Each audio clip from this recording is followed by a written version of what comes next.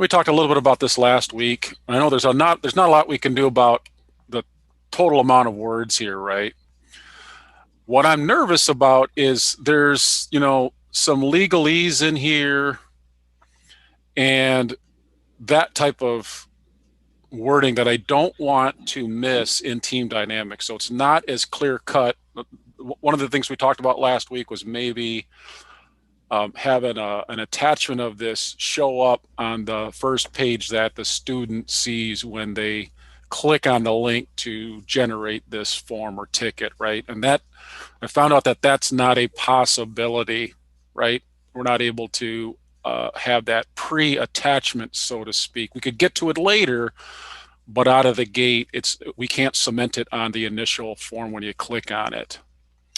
So now it's about how do we get this information in front of the student to be able to authorize and validate, and I think there's that word affidavit down here too. The fields on here, I have a pretty good idea of, and I can show you what I've built so far to capture those, but it's all the words, and then the other thing is cutting and pasting and editing the words into the format of an online form is different than just a Word document too. So with that said, I wanted to walk through this is the form. Again, this would be actually prior to this. When you click on your link in your web portal, even before here, right? So they click on that link and it's going to take them here, right? So even just this information here, I don't have enough internal knowledge of your organization to know if this is the right information that should go here. I can cut and paste what I think should go here, but I need somebody on your guys' end to proofread this and make sure that this is what you'd want in this spot here. This is what's called the short description, right? So each of these services have a short description, and for each of them, we'll want to make sure that the wording in here is what needs to be in here. I did my best shot at putting stuff in here, but I don't know if it's meeting your needs 100%, right? Because when you click on it, and just to inform you, this is what we call the short description, and we'll see in a minute where this field gets populated at. Then when you click on it, when you click on the service, this is the long description. So this we can put more stuff in here. But again, this is where you start formatting things in here. And here's where I was not running into trouble, but just knowing that, I don't know if this is looking the right, I don't know if I have the right data in here, but I just put something in here so you could see it for the requirements, so on and so forth. This long description is a WYSIWYG editor, a rich text editor. So you guys, we can format this long description better than that previous screen. The short description is just text only. So we'll circle back to that. All right. So the request service, and we've seen this on our other three. This again is just the general information: requester's name, title of the ticket, campus ID number, email address, and I might take that IVC off because that I think is just this is supposed to be just they're not maybe a Imperial Valley student yet. Is that right? Yeah. So I might want to take that IVC off. Okay. Well, I don't think so. No. I think we should keep it on there, right, guys? Yeah, we leave it. Let's leave it. These were some of the conditions that were part of that form again that we just saw. So these are pretty standard here. They can check any and all of these that apply to them. The supporting documentation required. So again, we'd be leveraging the attachment capability for them. And the first one would be information on schools attended. So this is this first group of information info here is asking for this stuff right here: name of school, type of school, city, from, to, number of credits. So they would have to do that, in some sort of document on their own, and then attach that document here. And then they could attach another one for this one, which is the official transcripts. And I might this is easy enough to change the words around on these. So I could say attach official transcripts below, and then attach schools attended below. So I might switch the wording out, but that's easy enough to do. Looks like I got somebody maybe with the real quick, Isabel, right there where it says the information on schools attended, would that be an attachment, or would that be like a text box so they can input that? No, they have to actually type it in to, yeah. It would not. Yeah, an attachment. It would be like a little, not even a check box, just somewhere where they can type in their school, the name of the school and stuff. Yeah. Is there a way to change that, Mark? Maybe to have like a text box there? Oh, absolutely. Yep. Yeah. Right. Well, there's the good and bad of that is that we could, what we can't do is this box here. We can't recreate something like this at all. Okay. So it would have to be, each of these columns could be. Yeah, and that's okay. It would have to be its own field. So instead of being a nice text box like this, there's going to be a field here that says, enter the college that you went, enter the state of or the city that was, enter the from and to date. So each of those are going to have its own one. So the challenge there is that that's easy to do for the first each of them, but what if they went to multiple schools? Yeah. Right. So true. Now we might need a field for each of these, which is going to make this form big and cumbersome to an extent. Yeah. Is there like a way that maybe you kind of like, you have the name of the school and then the type and the city and whatnot, but then would there be a way that they can say, like, if they want to add more, there can be like an add button maybe or something? Is that possible? There might be a way to do that. We have this thing in the tool called a cascading attribute, but it's triggered off of other things. That might be a possibility, like school one, and then they fill out all of this information, and then do you have another school? And then if they do, it could do it. It could do it for this first name of the school. Yeah. But it wouldn't trigger all of these other ones. But I'll try to play around with that and see what I can come up with. Sure. Thanks a lot. As part of our workflow builder, and the workflow, again, some of you have been on before and have seen this workflow. Most of this is pretty standard to what we've been doing so far. This empty space here is what would need to be done with the web service step that I would call something like Adobe signature step. And it's our web service step. At this point in time, your web service provider, which would have to be in the tool to pull from, needs to be built in here, and that's what we wanted to talk about here. Several weeks back, we talked to you about 2 of your forms need more than the signature acknowledgement. That is this, and again, I included it on this form, but you guys had mentioned that the last 2 forms we're working on is going to require an actual real true some sort of signature through Adobe. Yeah, so there's two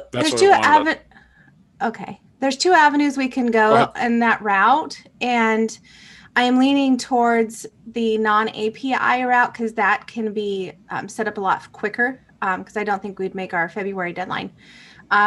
There is a widget that's available, so what we would basically do is still have everything built in TDX as far as the questions and answers, but then the last element would just be an embedded link. Like, I don't know if we can create a field that just basically has a link that for the widget, and that widget would then launch the authorization page. It would be a single page saying, I acknowledge, blah, blah, blah, you know, whatever fancy language we need to use for the signature. And then they would click to sign, and then they'd be able to return back to the other experience. Since it's a widget, it still is taking them within Adobe Sign, but it's embedded within the browser. So they would still have a pretty seamless experience. But then that way we can capture the signature via the widget until we get that API set up. Does that make sense? I love it. Okay, beautiful. Yes. So just what I'll need you to show me, Mark, then is just how to add that field, or if you want to create a field for me where I just go in and edit and paste that widget link, then I can go ahead and do that. We can test that out. Yes. So the first thing I'm going to do is I am going to show you where you can get access to some of the administrator guides that are out there that will help you understand how to configure stuff in the tool. The first thing you'll want to do is be able to access TeamDynamix and sign in here and be able to search our client portal for training guides and those sorts of things. And that's called registering for the community site, which will give you access to our knowledge base. And the reason you want access to this is just over the lifetime that you are with us, there's a wealth of information out here at your disposal. And it allows you to come in here and look up solutions guides or training guides. Or when I send you my notes, I might have these links embedded in my notes.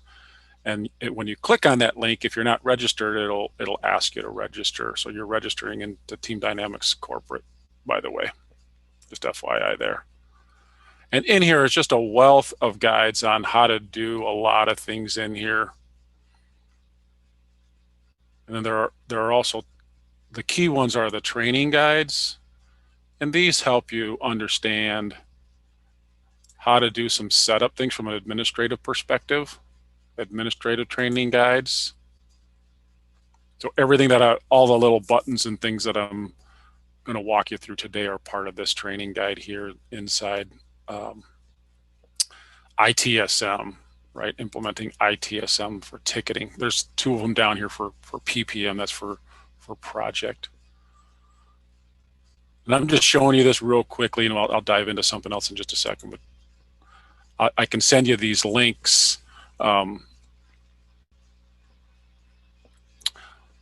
But like I said, you'll have to register here first before you can access them, just an FYI. And I'll send you the information on how to register as well, so it'll be part of my notes today. And then here's a configuration guide that walks through a lot of the setup stuff that I'm going to talk about today. In particular, page 13, 14, forms and custom attributes. That's really what I am doing when I'm all of the pages that we're looking at. They're really these custom attributes and forms, by the way. And then the other ones is the ticketing workflows. Those are key too.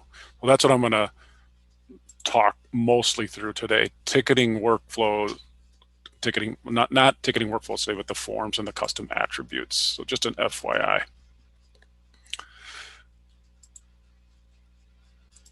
In your environments, to do what I'm doing, you need to have access to the admin capabilities of the tool in one of two places. This is the TD admin for all of your interfaces. And this is where Melody has access to, and a couple other of you might have access to. I don't know that all of you do, and that's okay. You don't have to be a full-blown admin like Melody is here or James. I'll show you how you can be a kind of what's called a ticketing application only administrator. So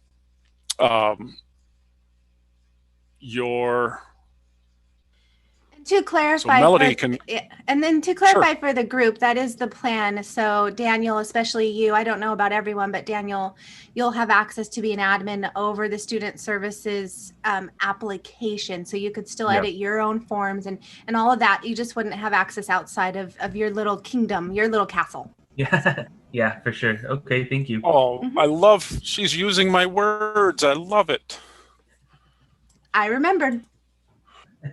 So what she's talking about is, and I'll search. And I don't know if you noticed, but we got the Here. people import set up and working now too. I did notice that, Melody. I'll talk to you about that offline a little bit. Okay, cool. There is, we're going to want to implement something else in here. Looks like the import came in well, but the records we want are users instead of customers. So we're just going to have to turn on the self-registration in the tool, which will convert all of these into user records. And then, and I'll talk to you about that. We'll set up a Okay, call. cool. It'll be relatively painless to do. So, Okay. there we go. So to give Daniel or anybody else who wants to be able to create and update, edit these forms, I'm going to go into Daniel's user record in TD admin. So I do need to be an overall admin for this, but I'm going to give him application access to the student services application, which is this one here. Nice. And I want to give him full access. And I want to, this column here is giving him the app admin capability, which now that you click on that. So for Daniel and anybody else that this is done for, what that's going to do for you is in your TD environment, I apologize, let me come over here. This is where the global admins like Melody have access to your environment, but Daniel, you won't have access to this quite, all of this stuff to do.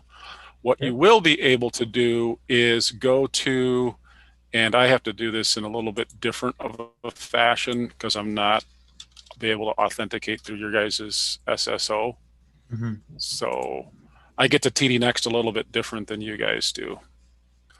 So inside TD Next here, Daniel, you should be able to get to TD Next that looks something like this. And here's your application menu. But over here, this blue manage, I'm sorry, in your application menu, let me try that again. You are now a student services ticketing application administrator. So you're not an overall administrator, but this tile here, when you click on it, it'll open up your student services ticketing application. And then this blue settings gear here, because I'm already an admin over everything, I don't have the admin button here because I don't need it, but you will have above this My Templates. If you are here, Dana, you should see an admin button. Are you seeing that? Are you following along or? Yeah, I'm right here. Okay. I see it. There's an admin button there, and from there, you will see access to things. Give me 1 second. Sure. You will see access to left navigation that looks very similar to this left navigation now. All of this stuff here. Wow.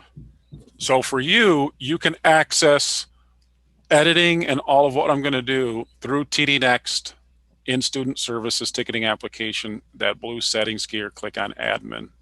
For somebody like Melody, who's an overall admin, she's going to go to TD admin and land typically here. She's going to go to her applications. She is going to go to the student services application.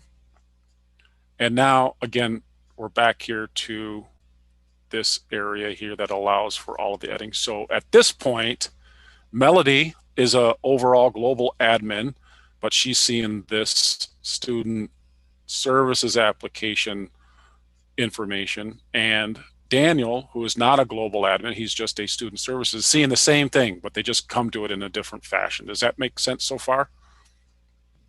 Yeah, definitely it does. Alrighty.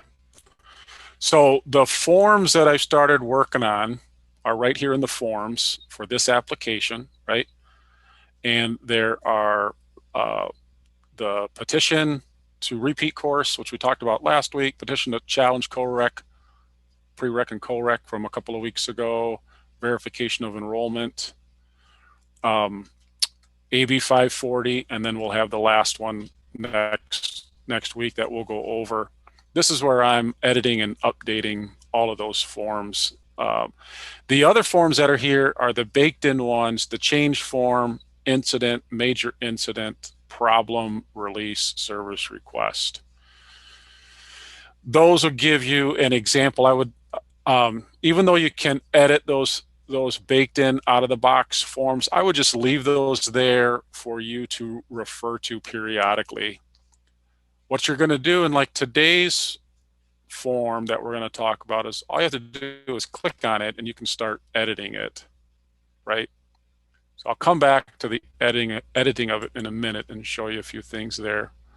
But should you want to start going ahead and start working on creating other forms that we haven't started working on, you can always come in here and click on the plus new button and start creating your own forms at any time. We'll talk about this down the road, but that's where I go when I started creating the AB 540 form. Put on the plus new button. So anyway, back in here, the AB 540, again, this is what both Melody and Daniel would see. And this is the form designer. And there's quite a few things on here to be able to manipulate, update, and edit. And there's several tabs on here on things that you can do from the get-go. So I'm going to go across the tabs first. For the settings, I can show in TDNext create and edit, which I always want to do. I could pin this form. This is pinning the form for your technicians to be able to access in the ticketing application, which I probably want to do. I can initially expand all help, so now your students would see all of the help on there, and you might want to do that too.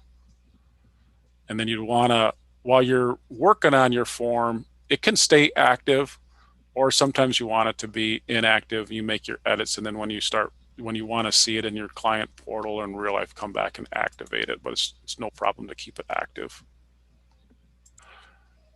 I'm going to be doing most of my editing and updating in the designer, but periodically I'm going to want to save it and preview what it looks like. And this is going to give you two views of what this service request will look like in the client portal, which we're looking at now, or in TDNext for your technicians in the student services ticketing application in TDNext, right? So for your admissions and records folks, they have typically more fields that they can update, edit, and manipulate should they need to in the ticketing app. So this would be the student view, and this would be the A&R view. So that's what we're seeing right now is the student view. And that's the requester name, the account department, the title, the campus ID, email. These are the things that we just saw on the form itself. The signature, acknowledgement. So that's the preview. So I design things for a little bit, save it, look at the preview. Does it look okay? And then back, and then, well, I want this one to move up. I want this one to move down, so on and so forth. And then I can see the services that this form is being leveraged in. Sometimes forms are leveraged in multiple services, but this one's kind of a one-to-one relationship with this particular service.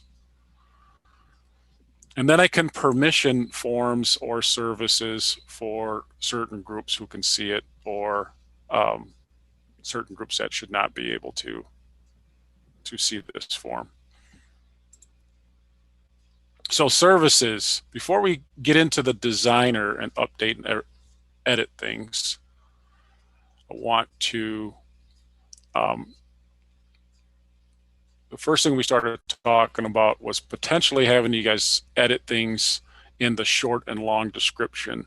And that is in your service catalog on your service itself. So this probably the two quickest, easiest places for you guys to come in and start doing things is this short description, which again is like a 250 character text box, or the long WYSIWYG description, right?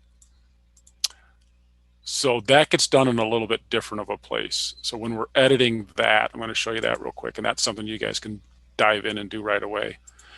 Because your service catalog is in your client portal, that's where your service is. So again, I'm back in TD admin, and I'm in the client portal, application, and then in our left navigation, service catalog, services. And now our services are going to look similar to the names of our forms. And in my AB 540 service, here's my short description, here's my long one. So editing it is all you have to do. And then now you guys can come in here and wordsmith this better than Mark did, right? And that would be down here in the short description. So here's where you could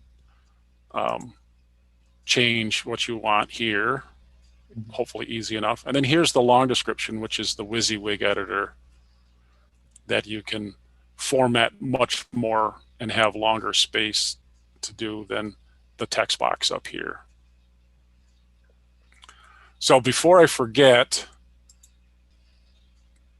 I want to additionally, and if Daniel or anybody else is going to manipulate that short and long description on the service, then you need to have access to the client portal from an administrator perspective too. Does that make sense? We gave you access to the student services to edit that form and eventually ticketing workflows, that sort of thing. But because the service is in the client portal, we'll want you to have access to that too. So I'm going to come back to your user record again. And, oh, there you go.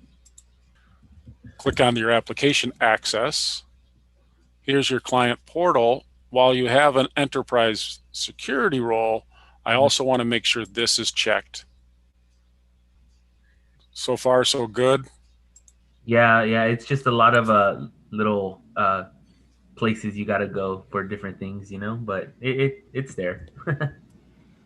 Mark, that doesn't mean that he's an admin for the client portal in general, is it? It's just to the student services application still, or? No, now he is indeed an admin for your client portal. Yeah, no, we're not gonna we're not gonna want to have that set up. If there's certain things he needs to do the client portal, he can still contact IT. We don't want to put that responsibility on him. I'm sure he doesn't want that either, to have the risk of breaking something for the entire college. Yeah, no. And it can be, and it can don't. certainly understood, and it can, and I'll remove that. But it can be temporary, right? You could give him that so he could go in and edit the short and long description for any of those services, and then after that's edited the way you want, then you could, you Melody, could come back in his applications on his user record. Let's say after a week, Daniel's done a great job. He's edited the short and long descriptions. Things are looking good. Then he could come back here and go boop and pull him out. So it's up to you. I'll let you determine if that's something you want to do down the road or at all. So part of the biggest help is that short and long description editing on all of your services. So I'm going to show you that again before we go back over to that form. So as an administrator, Melody's in TD admin.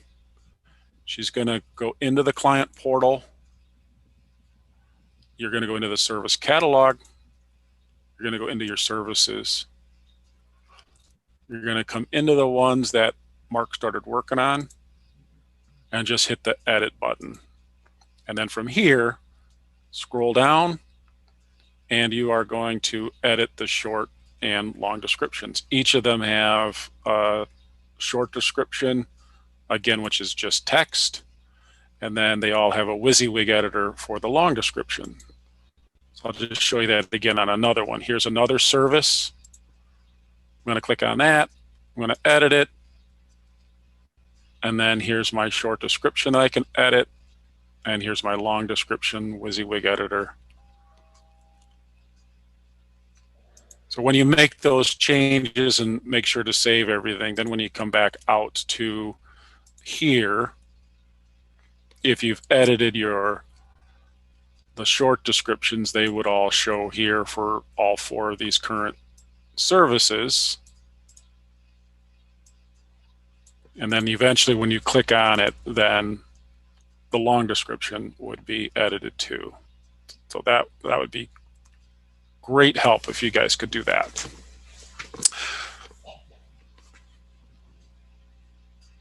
I think that's easy enough.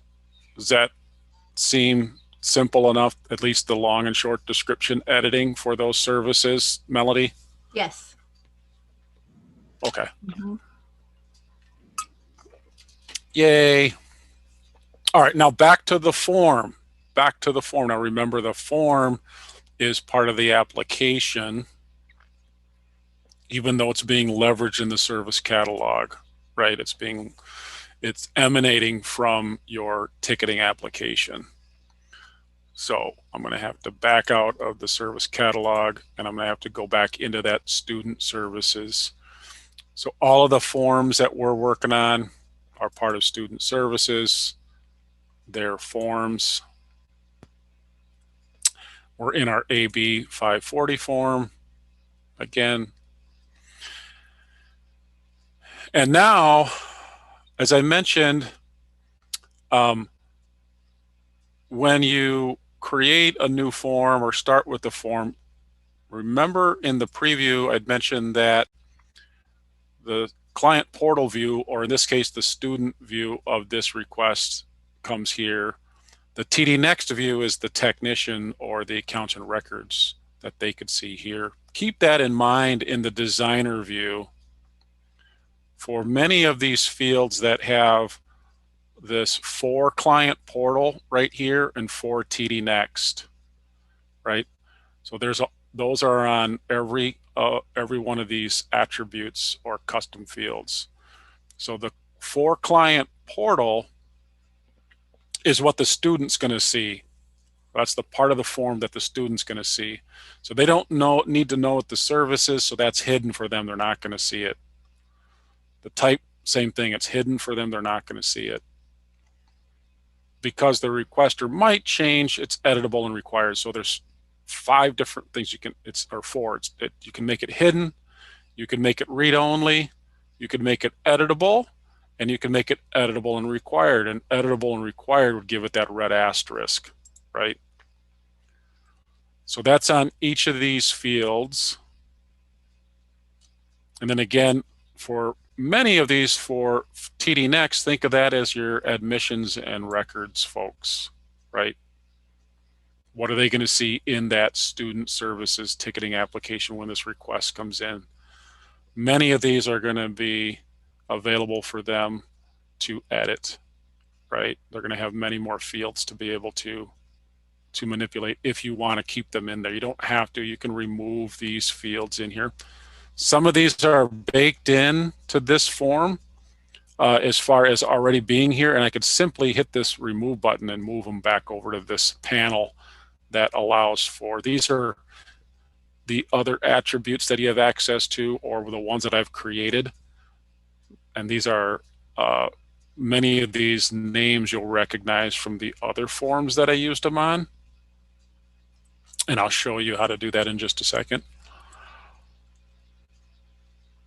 But designing this form, one of the things we're going to want to do that Melody asked for example, this signature acknowledgement one that I added over here, we're not going to need this one because we're going to do something else. So I'm just going to simply remove it. It just pulled it off of the form, and it's back over here alphabetically in my panel over here.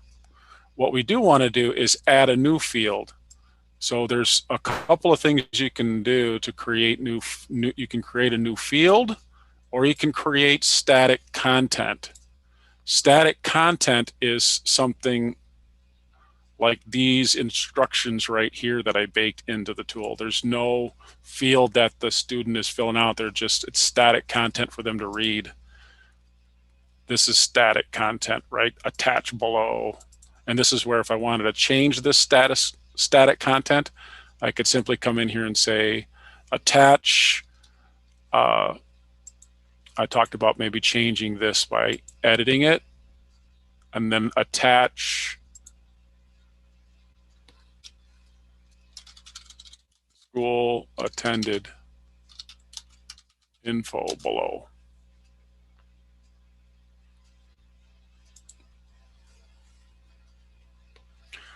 And then for this static content, I can edit, and I could reword this attach.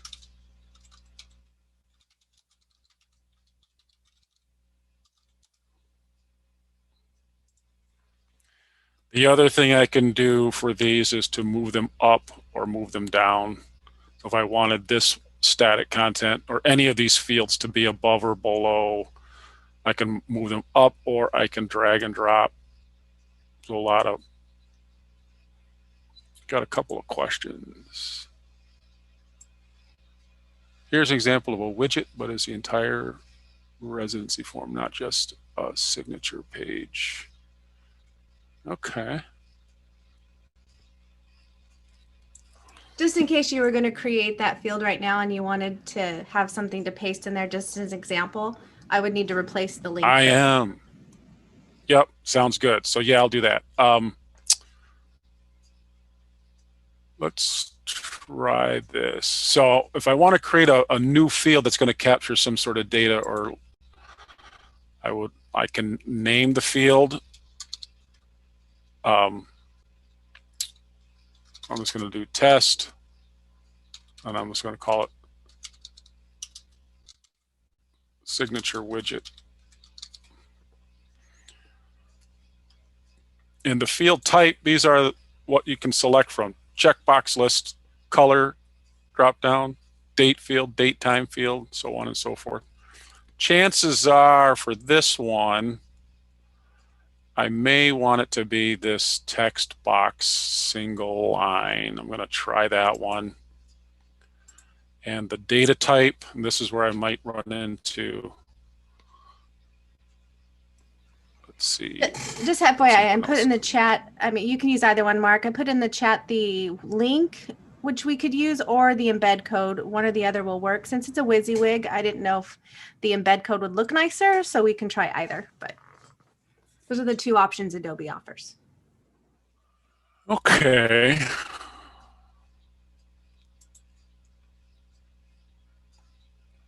I'm going to have to play with this one, though, I think. Okay. I have a couple of options here myself, so I'm not sure. The long description as a WYSIWYG editor, these custom attributes don't necessarily, but I have a couple of options on it. So I'm going to try the string. I am going to save it. Now that created a new field down here, and it just put it at the bottom. And again, I can grab it and move it up where I need it to, or move it up one at a time. I'm going to edit it. If I want to try to embed something in here, usually you edit it. And yeah, this is what I thought was going to happen. So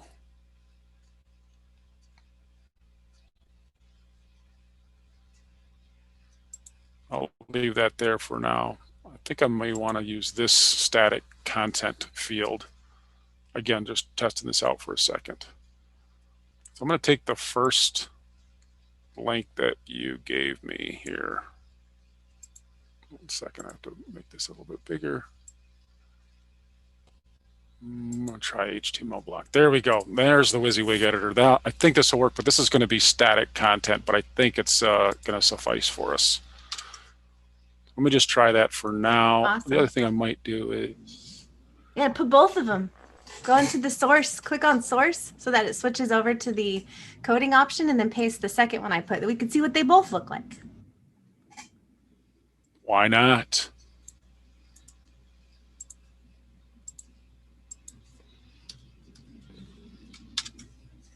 Beautiful.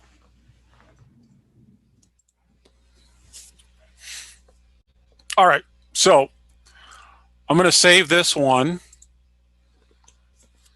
And because this form is already attached to my service and my service is active, I can simply go back out to the client portal and start over.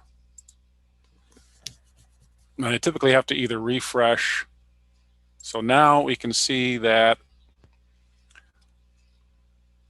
my request service, so we can see what I've done. So this was added in here. This was added in here.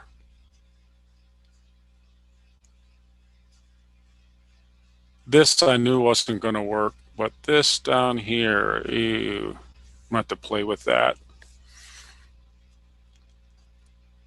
So here's the Okay, so you probably here's the first one. Yeah, and the, here's the second one. And it just looks like the first one actually. It's all the same. Oh yeah, you're right. You're right. Mm-hmm. Wonder what. So you probably had to turn something into a link versus just pasting the link. Yeah, we can play with it and see what option works better, Mark. Okay. Okay. You can let us know which one you think would work better too, but we don't need to hold the others back right now for that.